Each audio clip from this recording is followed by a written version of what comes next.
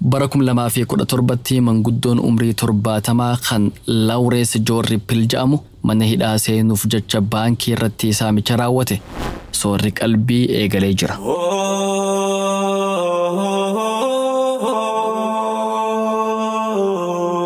Kun raadiyoo Nuural Hudaati. Raadiyoon Nuural Hudaa sagalee uummata bal'aati. Nuural Hudaan soora qalbii musliimaati. Nuural Hudaa.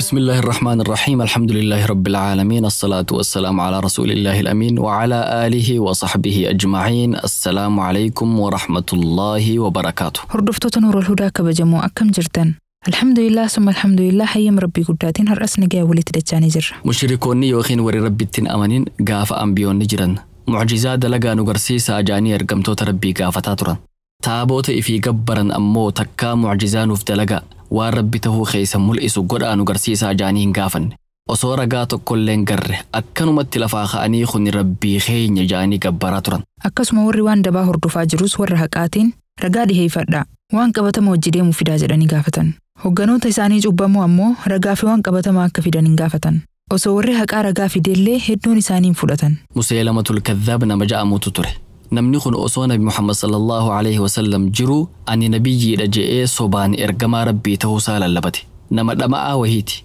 هيوم مان قبو مسيلمان معجزات لقيسين قبو ججا في قجساتي فرقان دهيفتو يو نما ركوبستيف خرده نمنيني خرتيف ندوء يو جولي متاك أبتني ركوبستي أكسما وجين قرو مسيلمان قسيسا كيسا هردفتو تهدو أرقته warri gosa isaa hinaaffaa boonaa fi jibbammota musliimaatiif qaban irraa ka'anii itti amanan inumaa ummata isa hordofu kanarraa namni gariin dirree baafatee musliimaan kijibaadha ni beeyna garuu waan fedhees ta'u kijibaa keenya kan gosa rabi'aatu dhuga dubbataa gosa mudarnuuf caala jedhan nabi muhammadii dhugaan deemu kanarra musliimaa keenya kan dhara himu kanatu nuuf caala jechuu isaaniiti. Arrallee warri yaada akka hordoftoota musliimaa qaban nu keessan jiran nama osoo haqa arguu osoo kijibaa fi dhugaa adda baasee beekuu osoo gantuu fi amanamaa hubatuu didee cubbuurratti hafuutu jira. Gaarii ormaarra hamaa keenyaatu caala je'ee namni yaaduus hedduudha. Nama kana hinaaffaa yookiin qotaatu ija hagooge qalbiis ukkaamse. Ija haqa gartu qalbii haqa hubattu rabbi nuuf haa kennu. Gosaaf jennee haqa irraa maaf baqanna. Nama keenyaaf jennee dhugaa irraa maaf fagaanna. Haqa haa barbaannu. Gaafa haqa garre ammoo daangaa gosaa fi gandaa keessaa baanee haa fudhannu. Dhugaa haa dubbannu. nama dhugaa waliinis haa taanu. Dhugaa dubbachuun haqaaf dhaabbachuun mallattoo mu'minaati. Rabbiin guddaan kanatti nu ajaja. يا أيها الذين آمنوا اتقوا الله وكونوا مع الصادقين يا ور أمنتن ربي صدادا ور دغا دبتا وجنتا أكاسي مي إيغا هغنا جنة كلاتي مانغما سغنتا كينياتي أسينو أريغو يا محرم جها بركم تكو في دبا أفري في أفرتميشن أكلكوف سهجرات جولاي ديدمي أفر بركم لما في ديدمي سدي أكلكوف سميلادياتي أكلكوف سبيتين ياتي أمو أدوليسا كودا تربا بركم لما في كودا شنوغاتو guyyaan guyyaa isniinaa sagantaan ammoo soora qalbiiti. Qaama dadhabe boqochiisuuf, qalbii yaadaan cinqamte abdachiisuuf, dararama nama hubu salphisuuf, onnee laaftee kakaasuuf, sammuu mirqaansitee isin bohaarsuuf sagantaan soora qalbii kunoo dhiyaattee jirti. Hoggumallee huu torbaanitti al takkatan isiniif dhihaattu sagantaan soora qalbii amma jalqabdi. Sagantaa tana keessatti yaadota hubannoo cimsan jechoota mimmi'aawoon gurra isin buufna. Dhaamsa qabnuus keessa dabarfachaa isin gammachiisaa yaana. Soora qalbii. Soora qalbii. Sagantaa soora qalbii dhaddacha jaalalaatiin eegalla. Itti aansuun gama qophii tafakkur tarkaanfanna. Xumura irratti tana quba qabduudhaan sagantaa teenya goolabna. Sagantaa tana laayikii fi sheer gochuu hin irraanfatinaa isiniin jecha sodoodumaan gama dhaddacha jaalalaatti ceena. Dhaddacha jaalalaa, dhaddacha jaalalaa, dhaddacha jaalalaa, dhaddacha jaalalaa, dhaddacha jaalalaa, dhaddacha jaalalaa. warra dhugaan wal jaalatu, warra karaa halaalaatiin walitti hidhamee bultii jaarrate, warra jiruu gaarii jiraachuu jiruutu wal himata. Himataa fi himatamaan yookiin ammoo himattuu fi himatamtuun dhaddacha irratti dhihaatanii jiru. Abbaan murtii kennuuf qophaa'ee jira. Abbaa moohatu walitti ilaalla. Dhaddacha jaalalaa. Iyyannoo jaalalaa. Qilleensi jaalalaa bubbisee halaala. qilleensi jaalala bubbisee ilaala. Dooseen jaalalaa banamee jira. Riqicha sunnaa iyyannoo tokkoffaa galmee lakkoofsa 561. Assalaamu alaykum wa rahmatullaahi wa barakaatu. Akkam jirtan qopheessitoota raadiyoo Nuural Hudaa, umrii nuuf dheeradhaa isinin jechaa gama iyyannoo tiyyaatti isin dabarsa. Ani dargaggeessa waggaa 20ti. Bultii jaaruuf hawwii guddaan qaba. Garuu bultiitti seenuun duratti ulaagaa lafa kaayadhe qaba. Ani haafiza Qur'aanaati. Intalti an bultiif barbaadus haafiza ta'uu qabdi. Sababaan intala kanaa filadheef ammoo gaafa Rabbiin ilmaan nuuf hire nu lameen irratti wal gargaarree ilmaan keenya Qur'aana irratti guddisuu waan hin barbaaduuf ulaagaa kana lafa kaayadhe. Rabbiinis niyyaatii naaf guutee intalaan an barbaadu naaf mul'ise. Osoo yeroon qisaasin itti dhaqee gaafii dhiheesseef isinis dubbii narraa gabaabsitee gaafiitii narraa qeebalte. Nu lameen bultii jaaruuf walii gallee osuma kanatti jirruu jidduu tanatti wanni biroo uumame. Qalbiin tiyye isma wajjin intala biroo jaalatte. Amma jaalala dhalaa lamaatiin qabamee rakkoo jabduu keessa jira. Lameen bakka takkatti fuudhuuf xiqqoonatti ulfaata. Ammatti dandeettii akkasiin qabu. Mee maal na gorsitan? Obsaanin isin eeggadha. Galatoomaa.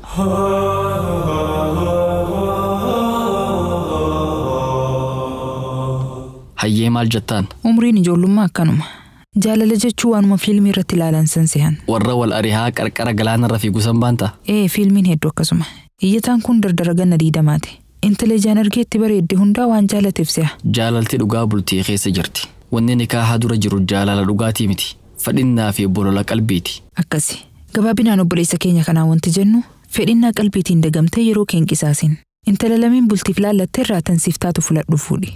Yoo lameen irraa filachuu dadhabdee rakkatte istikaaraa salaati. Tooftaan gaariin tanuma. Waan hafte gama abbaa murtii dabarsina. Hayyee iyyannootti aantutti cehi. Tole. Riqicha sunnaa iyyannoo lammaffaa. Galmee lakkoofsa 664. Assalaamu alaykum wa rahmatullaahi wa barakaatu. Maqaan kiyya Kaatu Qaa'uu jedhama. Sagantaa kana nuuf qopheessuu keessaniif hedduu galatoomaa isiniin jechaa gama iyyannoo tiyyaatti ceha. Ani kan jiraadhu biyya Arabaati.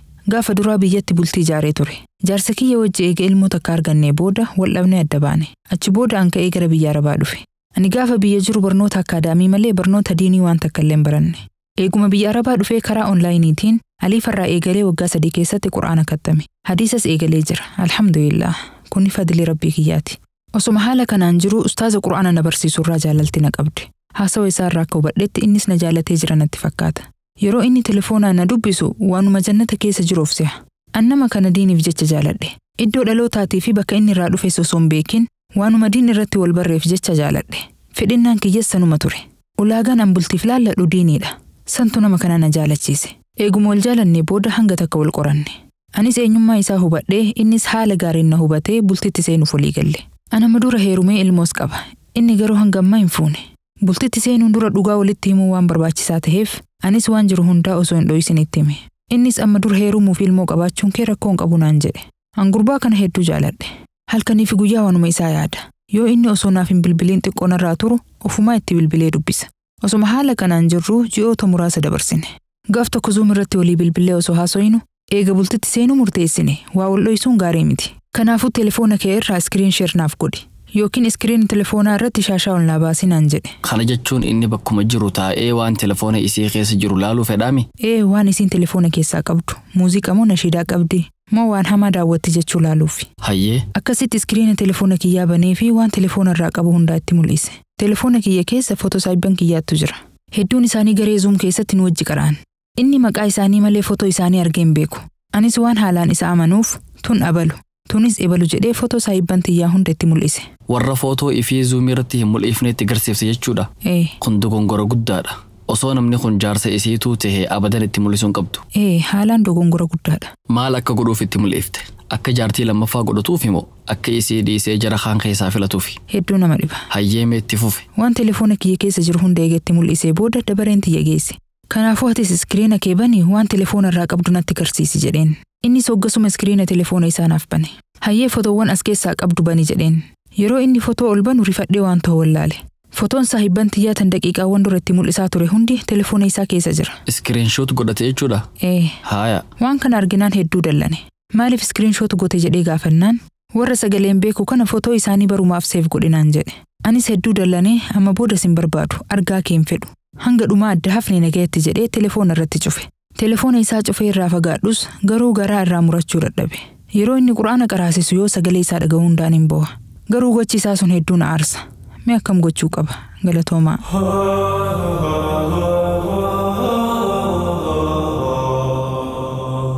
Hayyee maal laamtaaf?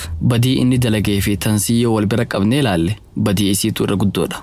Saahiban isii waan isii amananii footoo itti erganiimi. Nama isii amananii footoo itti erge akkamitti saaxilti? Kanaafuu dogongorii guddaan isii bira jira. Inni nama bultii ijaaree miti. Intala bultii wajji ijaaru laalachuutti jira. Tarii saahiban sii keessaa tan irra bareeddu filachuu fedhe ta'uu mala. Badiin isaa hayyama isii malee iskiriinshoot gochuu san qofa. Akka hundattuu wanti furmaata ta'u gurbaa dubbisuudha.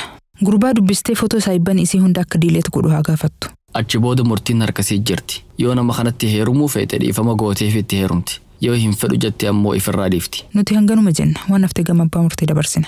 Amma gama dhaddacha jaalalaatti tarkaanfanna. Iyyannoo jaalalaa. Qilleensi jaalalaa bubbisii halaala. Qilleensi jaalalaa bubbisii ilaala. Dhaddacha jaalalaa iyyannoo tokkoffaa lakkoofsi galmee 577. Assalaamu alaikum wa rahmatullaahi wa barakaatu. Maqaan kiyya Aatu Qaamaa jedhama. Iyyannoon tiyya akka asii gadiiti. Anaa fi jaartiin tiyya bultii jaarree kabajaa fi jaalalaan wajji jiraachuutti jirra. Garuu ummaan jaartii tiyyaatii fi maatiin kiyya wal dhabbii hamaa qaban. Gaaf tokko maatiin kiyyaa fi haati isii wal dhabnaan jaartii tiyya yaamtee mana eessuma isiitti na jalaa dho'isite. Anaa fi jaartiin tiyya wal dhabbii takka illee hin qabnu. Osuma nuti nagayaa wajji jiraachuutti jirru na jalaa baaftee dho'isite. Gaafa sanirraa kaasee ummaa isiitti na shakkuu eegale. Waldhabbiin haadha isiitii fi maatii kiyya jidduu jiru kun humaa furmaata dhabe. Keessattuu ummaa tiyyaa wajjin hedduu wal dhaban. Haati seetu yeroo hedduu hayyama kiyya malee jaartii tiyya yaamtee guyyaa 3 hanga 7 if bira tursiifti. Hoggaan ani gaafadhu hay maatii si akka laalee dhorkuuf deemta jettee akka malee lolti. Haala kanaan anaa fi haadha warraa tiyya jaalatamtuu jidduutti rakkoo hamaa uumaa jirti. Yeroo maatii kiyyatti himadhu nuti waa warra sanii dhagahuun feenuu naan ja'an. Abbaan jaartii tiyyaa garuu nama gaariidha. Iyyannoon tiyya tanuma galatooma.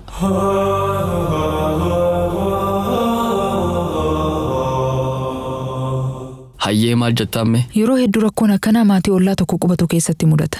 Yoo ganda tokko keessatti walitti dhihaatanii jiraatan waldhabbiin ni heddummaatti. Dhugaadha. Namni yoo addaan fagaate wal jaalata. Walitti dhihaatanii jiraachuu yeroo garii walitti nama buusuu dandeessi. Furmaanni ammoo walirraa fagaachuudha. Maatii isii irraa fagaatee bakka birootti mana haa kireeffatu. Yoo walirraa fagaatan rakkoon tun furmaata gaarii argatte inshaallah. Waldhabbii maatii isaatii fi haadha isii jidduu jirtu akkam godha? Sanjaartii isaa haa hubachiisu kaa. Waldhabbii isaaniitiif jecha nuti bultii teenya jeequu hin qabnu jedhee tasgabbii haa amansiisu. Yoo tasgabbaawanii mari'atan furmaanni hin dhabamu. Mee iyyannoo xumuraa dhiheesseeti. Tole. Dhaddacha jaalalaa iyyannoo lammaffaa.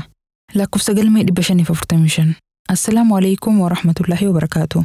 Maqaa koo himachuun fedhu. Gurbaan tokko bultiif na gaafannaan ani hin fedhu jedhee dide. Maaliif diddee naan jennaan? An ammatti maatii kiyya gargaaruu fedha. Yoo bultitti seene maatii kiyya gargaaruun hedduu natti jabaata. Kanaafuu ammatti bultitti seenuun fedhu jedheen. Tan awwaadaasiif seena. Maatii kee gargaaruus hin dhorku. Atumti naaf hayyamii gaafii tiyya narraa qeebalii naan jedhe. Anis tolee maanguddoo ergadhu jedheeni akkasitti nikaa hidhanne. Eega nikaa hidhannee amma baatii 3. Garuu wal dhabnee jirra. Gurbaan kun akkuma nikaa hidhanneen natti jijjiirame. Waadaa duraan naaf seene irraanfatee mallaqa amma dura dalaydee lafaa qabdu hundaa natti ergi. Amma booda nama tokkolleen gargaariin. Waan argattu hundaa hisaaba godhi natti ergi naan jedhe. Anammoo niiraat akkasittiin ergu. Yoo feete adda baanaa jedheen. Eegasuu ammuma ka'ii gali naan jedhe. Hayyee ji'a tokko booda gala jedheen. Osoo achiin ka'een dura mallaqa harkaa qabdu hundaa natti ergi naan jedhe. Niiraat akkan ergu jedheen. Achi booda telefoona kiyya blook godhee achumaan dhabama ta'e. Anamma gurbaan kun akkana hiikuu barbaada. Nikaa isaa akkamitti ofirraa buusuu danda'a? Obsaan isin eeggadha. Galatoomaa.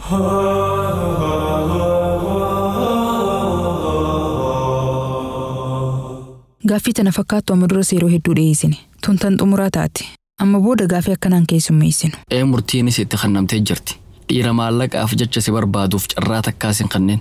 Isaatu si nafaquu qaba malee si miti kan hojjetee isa nyaachisu. Yoo inni nikaa sirraa buusuu dide ammoo qaadii bira dhaqee furmaata barbaadi. Karaan irra gaariin kanuma waan haftee gama abbaa murtii dabarsina. Dhaggeeffattoota keenya kabajamoo iyyannoon irraaf kurfeeffanne tanuma. Hayyama rabbii guddaatiin murtiin dhaddacha kanaa Kamiisa galgala isiniif dhiyaatti. Dhaddachi irraa goolabamee jira. Iyyannoo jaalalaa. Qilleensi jaalalaa bubbisii halaala.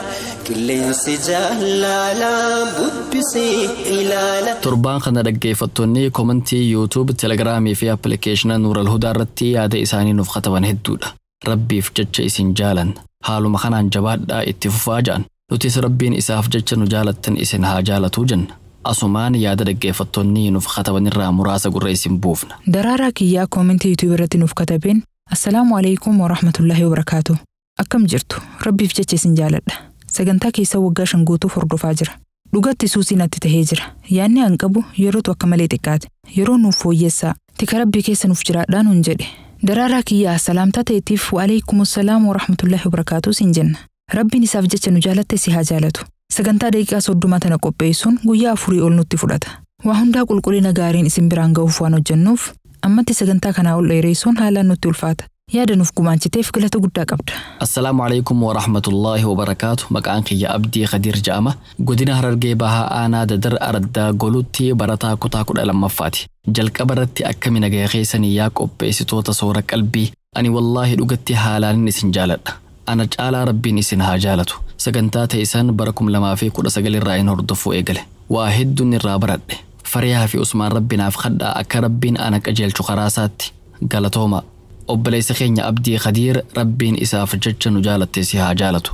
Hunda keenyaahuu karaa isaa irratti rabbiin haa qajeelchu. Sultaan Huseen yaada Telegiraam irratti nuuf katabeen Assalaamu alaikum wa rahmatullahi wa barakaatu. Jirra jirtuu qopheessitoota sagantaa raadiyoo Nurul Hudaa.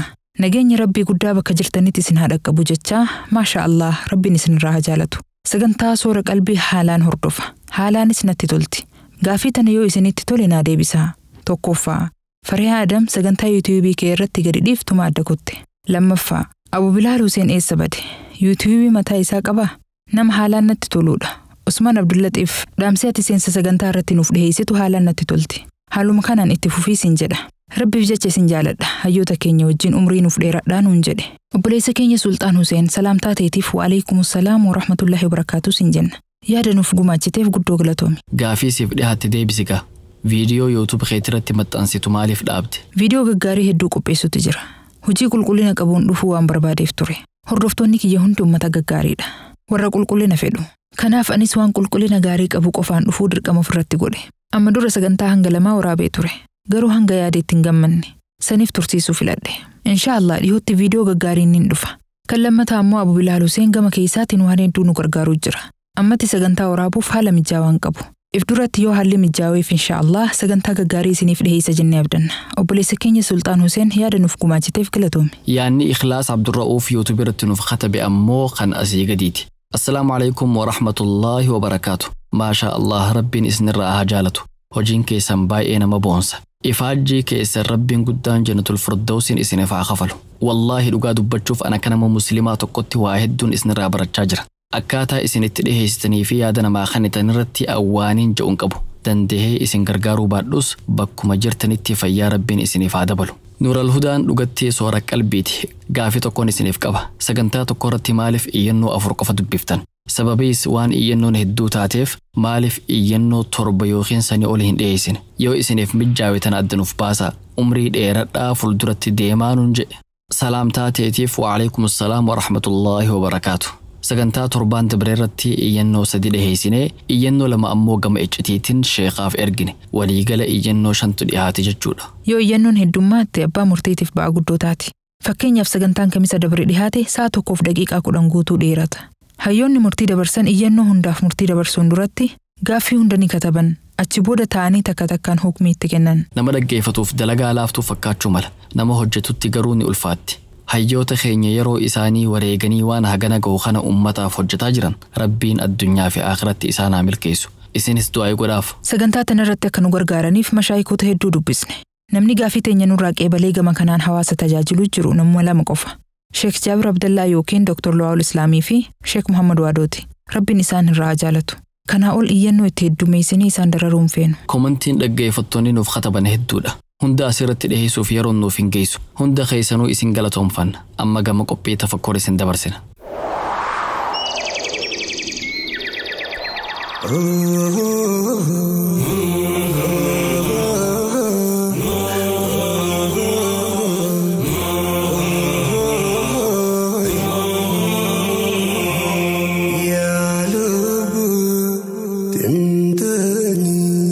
السلام عليكم ورحمة الله وبركاته.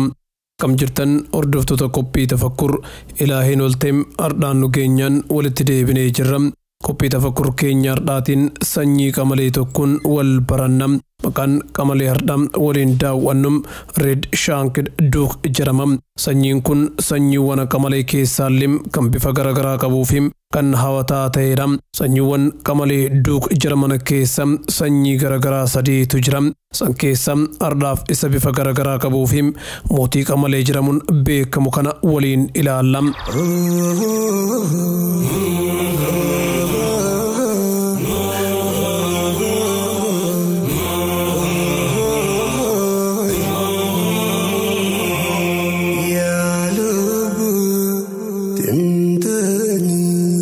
Harki qamalee kana rifeensa diim ofirraa qaba. Luka duubaa irra garri jilbaa olitti argamu. Rifeensa bifa gurraacha kan qabu yoo ta'u, jilbaa gad kan jiru ammoo diimaadha. Ganaan harkaatii fi kotteen lafa ittiin ejjetu gurraacha. Fuulaa fi gurri qamalee kana boora yoo ta'u, nama meekaappii dibate fakkaata. Rifeensi akka areedaatti fuula isaa uwwisee argamu ammoo adiidha. Qamaleen kun bifa garaagaraa shan waan qabuufis sanyiiwwan qamalee keessa mootii qamalee jedhamuun moggaafame. Guddina qaamaatiin kormaan dhaltuu ni caala. Averejidhaan seentimeetira 54 hanga 61 dheerata. Dheerinni eegee isaa qubatti dheerina qaama isaatiin wal qixa. Ulfaatinni qamalee kana haga kiloogiraama 11 ta'a. Red Shanked Duck ardii Eeshiyaa naannoo kibba Eeshiyaa keessatti argama. Naannawa Indoo Chaayinaa jedhamuun beekamuu fi biyyoota akka Vietnam, Laos fi Kaamboodiyaa keessatti argama. Qamaleen kun haala qilleensa garaagaraa keessa jiraachuu danda'a. Lafa gadaanaa yookiin lowlaand irraa kaasee gaarreen ol ka'oo keessas qubachuu ni danda'a. Gabaabumatti naannoo bosonni argamu hunda keessa jiraachuu ni danda'a. Red Shanked Duck sanyiiwwan muka gubbaa galanii fi muka gubbaa jiraatan keessatti ramadama. Yoo dirqamni gadi isa buuse malee muka irraa gabbuun jaalatu. Soorata isaatis muka gubbatti soorate achuma gubbatti rafa. Yeroo bishaan dhuguu fedhuu fi biyyee soorachuu barbaadetti muka irraa gabbu'a. Akkuma sanyiiwwan qamalee kanneen hafanii Red Shanked Duckis warra gamtaan jiraatan keessatti ramadama. Qubsumni tokko miseensota haga 15 qabaachuu danda'a. Bakka muraasatti miseensonni haga 50 ta'an qubsuma tokko keessa waliin jiraachuu danda'u. Baay'inni dhaltuu qubsuma tokko keessa jiraatanii kormaa jiru irratti hundaa'a. Kormaan tokko dhaltuu 2 qabata. Kanaafuu yoo lakkoofsi kormaa xiqqaate dhaltuuwwan garee biraa barbaadanii itti makamanii. Kormaa fi dhaltuun uumama kana qubsuma isaanii keessatti aangoo garaagaraa kan qaban yoo ta'an kormaan yeroo hunda olaanaadha. Ilmooliin qubsuma tokko keessatti dhalatan gaafa guddatan qubsuma san gallakkisanii gara biraa imalu. Red Shanked Duck qubsuma wayita jijjiiratu gara lafa ol ka'aa deemuu filata. Bakka diinni jirutti qamaleen kunniin sagalee isaanii dhokfatanii suuta deemanii. Bakka diinni hin jirretti garuu taphataa fi iyyaa deemanii. Yoo diina argan dameewwan mukaa waliin dhaham diina san dhamaasuu yaalu. Saniin alam uumamni kun uumama cal'isaara. Tasgabbiidhaan soorata. Yeroo boqonnaatti ammoo miseensonni walitti dhufanii raammoo gogaarra waliif guura waliin dabarsu.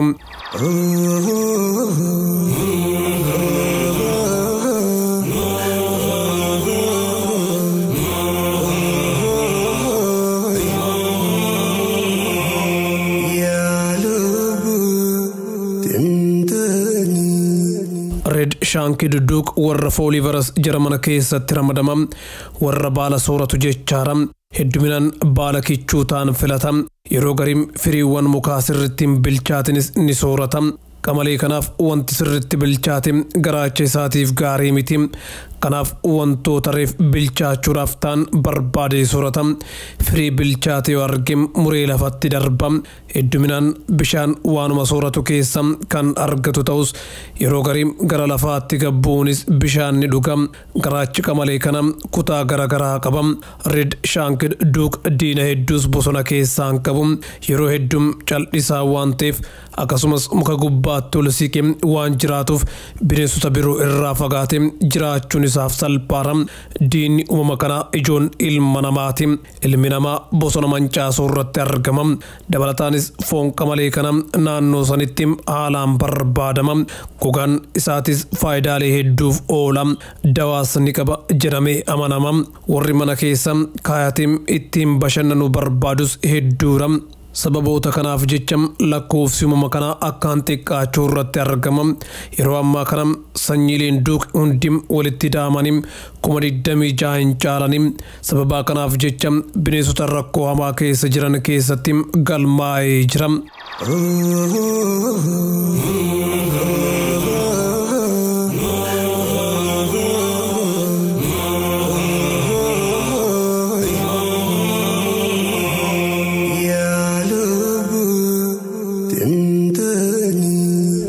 Bara 1960moota keessa Veetnaam keessatti waraanni tokko godhamee ture. Waraanni kunis waraana Veetnaam jedhamuun beekama. Waraana Ameerikaan Veetnaam irratti labsite kana keessatti Ameerikaan keemikaala Agent Orange jedhamu fayyadamtee turte. Keemikaala kanas loltoota bosona keessatti dhokatanii turan ittiin baasuuf fayyadamte. Bosona Kaamboodiyaa, Veetnaamii fi Laa'oos kan hektaara miliyoona 2 ta'u keessatti keemikaala kana afuufte. Keemikaalli kunis ilma namaatiin cinatti bineensonni hedduun akka miidhaman godhee jira. Sanyiileen duuk hedduunis yeroo kanatti dhumatanii arras lakkoofsi uumama kanaa bakka duraatti deebi'uu hin dandeenye. Inumaa dhiibbaan keemikaalichaa hanga har'aattis waan jiruuf qamaleen kunis miidhamaa jira. Red Shanked Duuk tibba wal hormaata murtaa'aan qabu waggaa guutuu keessatti ilmooleen dhalachuu danda'ani. Akkuma isinii himi kormaa tokko jala dhaltuu 2tu jira. Wal hormaataaf dursee kan sochii jalqabu dhaltuudha. Dhaltuun ijaa fi fuula isii fayyadamuudhaan kormaa garaa laaffifachuu yaalti. Kormaan yoo fira qabaateef dhaltuu fuula keessa laala. Ijarraan buqqifatu yoo hin feene garuu irraa garagalee waan biraa ilaala. Rimeyni qamalee kana jaajaaf tura. Yeroo tokkoon ilmoota ka qofatu dhalata. Ilmooliin gaafa dhalatan akka warra gurguddaa bifa garagaraan qabanii fuula gurraachaa fi gogaa magaalaa waliin dhalatanii dhawaatumaan bifti rifeensa isaanii jijjiirama. Hayyama rabbiitiin qamaleen kun aga waggaa 25 jiraachuu danda'a. Egaan kabajamtoota hordoftoota qophii tafakkur qophiin ardhaaf qopheeffadhe kanuma. Tobban hanga rabbiin walitti nu deebisutti. Wassalaamu alaikum warahmatullaahi wabarakaatuh.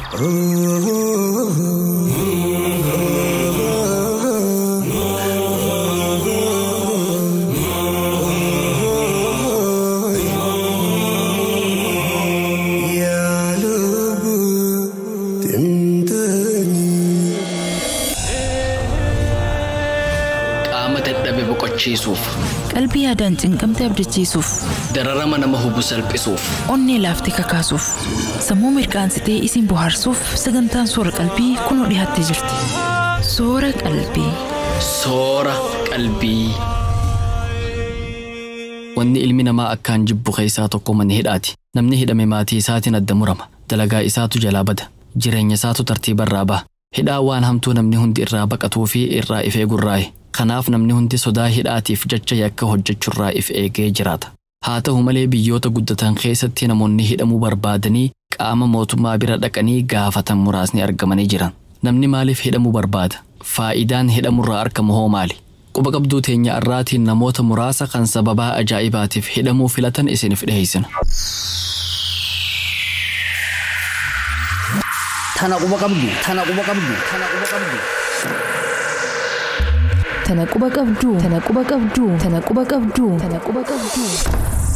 Eric Torpy bara 2005tti namtichi Eric Torpy jedhamu Ameerikaa kutaa Oklahoma keessatti yakka saamichaa fi yaalii ajjeechaatiin himatamee hidhaa waggaa 30 itti murtaawe. Namtichi kun yakka dalagesan hin waakkanne. Haa ta'u malee hidhaa itti murame kanatti hin gammanne. Eric yeroo sanitti taphataa kubbaa kaachoo yookiin baaskeetbool kan ta'e nama Larry Bird jedhamu haalaan jaalata. Kanaafuu lakkoofsa namtichi kun uffatee taphatu lakkoofsa 33tti akka isaaf qajeeluuf jecha abbaan murtii akka waggaa 3 itti dabalee waggaa 33 godhuuf gaafate. Abbaan murtiitis gaafii isaa kana qeebalee waggaa 3 itti dabaleef. Eric gammachuudhaan gara mana hidhaa deeme. Haa ta'u malee adaduma bubbulaa deemuun waggaa 30 manni murtii itti mure osoo hin taane waggaa 3 kadhatee itti dabalchiifateetu isa aarse. irra deddeebiidhaan abbaan murtii gaafiin isa gaafadhe sana harkatti kuffisuu qaba ture jechuun gaabbiidhaan sheenawee dubbata. Eerik ammaas mana hidhaa keessa jira. Waggaa 10 booda bara 2033 ol iyyannoo gaafatuu danda'a. Sanii asitti garuu mirga ol iyyannoo gaafatuutis hin qabu. Leensi Biraawun bara 2011tti hidhaa yakka saamicha baankiitiif itti murteeffame xumuree mana hidhaatii bahe. Yeroo kanatti ga'eessa umurii 36 ture. Leensi akkuma mana hidhaatii baheen wanti arge hundi humnaa olitti ta'e. Jireenyi magaalaa keessaa haalaan qaaliidha. Soorata barbaade argatuun haalaan itti ulfaate. Qabeenya waan hin qabneefis hiyyeessa karaarra bulu ta'e. Kana booda mana hidhaatti deebi'ee akka irra deebi'anii isa hidhan gaafate. Garuutuu gaafiin isaa fudhatama hin arganne. Namoonni tokko gargaarsa mootummaa akka gaafatu isa jajjabeessanis inni garuu hidhamuu malee waan biraan barbaadu jedhee dide. Warri seeraatis bu'uura ittiin si hiinuu hin qabnu jedhanii ari'anii ofirraa baasan. Leensi mana hidhaatti deebi'uun karoora isaa waan tureef bakkuma sanitti akka raawwatu jalqabe. Pireezidaantii yeroo sanii Baaraak Obaamaa ajjeesuuf dhaadate. San booda mana murtii keessaa gabbahee dhakaa lafaa guuree foddaa mana murtichaa caccabsuu itti fufe. Yakkinni raawwate kunis kasaaraa $4,400 dhaqqabsiise. Kana booda qabamee hidhatti darbame. Yakkinni dalage hidhaa waggaa 10tiin isa adabsiisuu danda'a. Haa ta'u malee namoonni haala kanaa yakka raawwataa tajaajila bilisaa argachuuf akka fakkeenya isaan godhanneef ji'a muraasa itti murteessan. Eega hidhaa irraa hiikamee boodas dalagaa hawaasummaa irratti akka hirmaatu dirqamsiisan. Lawrence John Ripple bara 2017tti manguddoon umrii 70 kan Lawrence John Ripple jedhamu mana hidhaa seenuuf jecha baankii irratti saamicha raawwate. Lawrence manatti haadha warraa isaa waliin nagayaan jiraachuun itti ulfaatee ture. Kanumaaf jecha isiirraa adda bahuuf jecha yakka kana raawwatuudhaan mana hidhaa seenuu murteesse. Namtichi kun mana baankii seenee $3,000 eega saameen booda achuma keessa taa'ee poolisoota eege. Poolisiinis dhufanii fuudhanii mana murtii geessan. Yakki isaa kun hidhaa ji'a 37tiin isa adabsiisa. Haa ta'u malee Lawrence hoggaa qoratamuu rakkoo sammuu akka qabu beekan. San boodaas adabbii hidhaa yeroo muraasaatii fi adabbiiwwan dabalataa kan birootis itti muran. Sa'aa 50 tajaajila hawaasummaa irratti akka hirmaatu, $100 dhaabbata gargaarsaatiif akka kennu, $227 fi saantima 27 ammoo baankichaaf akka kafalu taasisan. Hundaa ol ammoo ji'a 6 hidhaa mana keessaatiin akka adabamu taasisan. Haala kanaan jaartii biraa dheessuuf karoorfatee ture baatii 6 guutuuf akka isii waliin hidhamu godhan. Waliid Chaabaanii bara 2014 biyya Itaaliyaatti namni Waliid Chaabaanii jedhamu baala sammuu nama hadoochuu fudhatee yakka waan raawwateef hidhaa mana keessaatiin akka adabamu itti murteeffame. Namtichi kun jaartii qaba. Jaartii isaa wajjin yeroo hundaa wal dhabaa oolan. Inni yeroo hunda isii dheefa manaa bahee ala oola. Murtiin itti murteeffame garuu isii wajjin mana keessa ooluu dirqama itti godhe. Mana keessatti guyyaa guutuu jaartii isaa wajjin wal dhabaa oola. Jiruun isii wajjin mana keessatti dabarsuu cinqiitti taate. Kana booda seera mana murtii cabsuudhaan mana isaatii bahee gara waajjira poolisaa imale. Akka manni murtii irratti murteessetti namni kun haala kamiinuu manaa bahuu hin qabu ture. Inni garuu seera kana tarkaanfatee waajjira poolisaa dhaqe. Achi booda poolisoota achi jiranitti rakkoo isaa hunda himate. Anamma booda mana kiyyatti deebi'uu hin fedhu. Fuudhaa mana hidhaa nageessaa. Baatiiwwan muraasa naafan mana hidhaa keessatti xumura. Yoo mana hidhaa nageessuu diddan garuu jaartii tiyyatan inni ajjeesa jedhee poolisatti dhaaddate. Poolisoonnis hoggasuma fuudhanii mana hidhaatti darban. Haala kanaan hidhaa ji'oota muraasaa jaartii irraa fagaatee mana hidhaa keessatti xumure. Deeggaraa kubbaa miilaa bara 2006 biyya Itaaliyaatti taphataa kubbaa miilaa kan ta'e Francesco Totti mana hidhaa Itaaliyaa tokko keessa deddeemee daawwachuudhaaf karoora qabate. Namni kun deeggartoota kubbaa miilaa biratti haalaan jaalatama. Akkuma karoorfatetti erga Itaaliyaan waancaa addunyaa kan bara 2006 fudhatteen booda Tottiin mana hidhaa daawwachuuf karoorfate san dhaqee daawwate. Yeroo tanattis namni tokko ana jechaa itti dhaqee waliin footoo ka'e. Eega wanni hundi raawwateen booda warra mana hidhaa keessa hojjetu keessaa namni tokko Tottitti akkana jechuun hime. Namni kun torbaan dura hidhaa isaa xumure. Silaa mana hidhaatii bahuu qaba. Nutis bahi jenneeni dadhabne. Yoon bahe namaan ajjeesa. Hanga Tottiin dhufee isaa waliin suuraa ka'utti asumatti na dhiisaa nuun jedhe. Nutis yakka raawwachuurra akkuma si arkuuf asitti dhiifnee je'ee itti hime. Tana quba qabdu.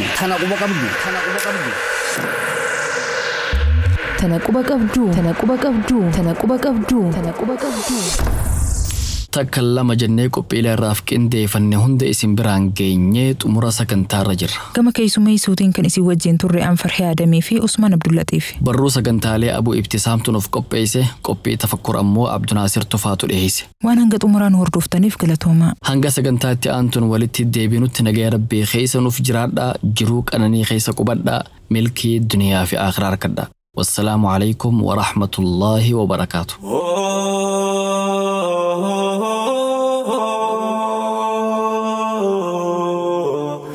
الهدى صورة قلبي مسلمة